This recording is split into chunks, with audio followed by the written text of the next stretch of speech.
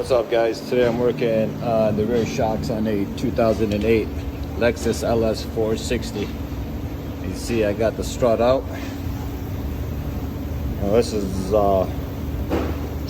not really hard, man, but it's quite a bit of work. As you see when I open up my door here, this whole interior of the back seat needs to come out.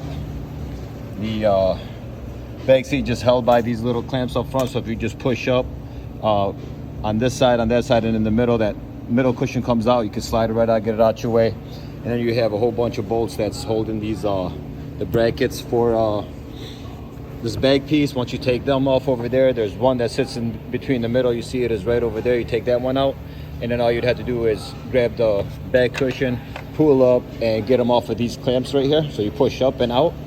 Once you do that, you could have to pop this up. You got a little like push tab here you can pop out, and a little push tab here. I just put the little fork tool, pop them up. Once you do that, you could see basically that's where the strut sits. It's got 3 bolts around the top that hold the top cover piece, which are nuts. They're 14 millimeter, and then you're probably gonna need a long socket 14 millimeter to get down into the stud that's sticking out, so you could get those out. Once you do that,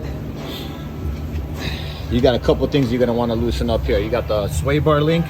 As you see, I took it out. It was a 17 millimeter.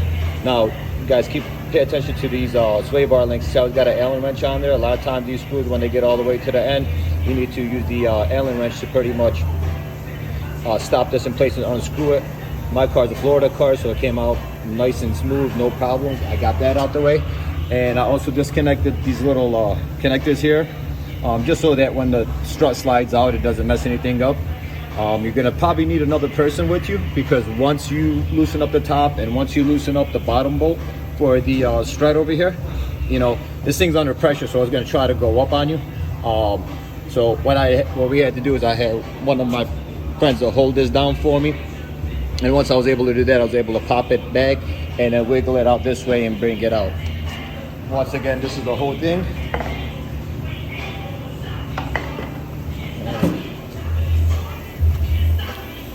Let's see, this side's still all connected. I showed you what I did on the other side.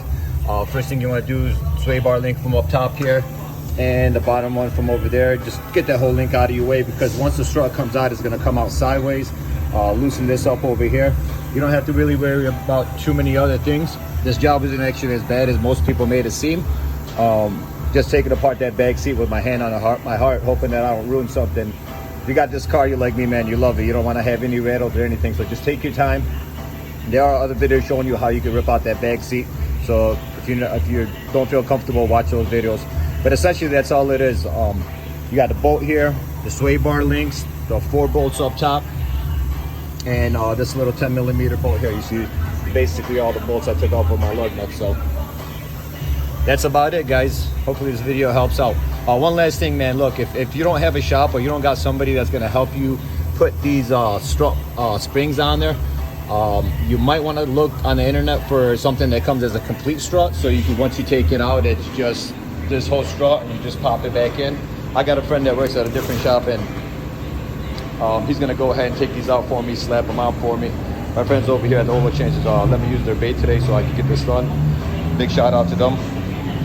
But yep, that's about it, guys. Hopefully this helps out.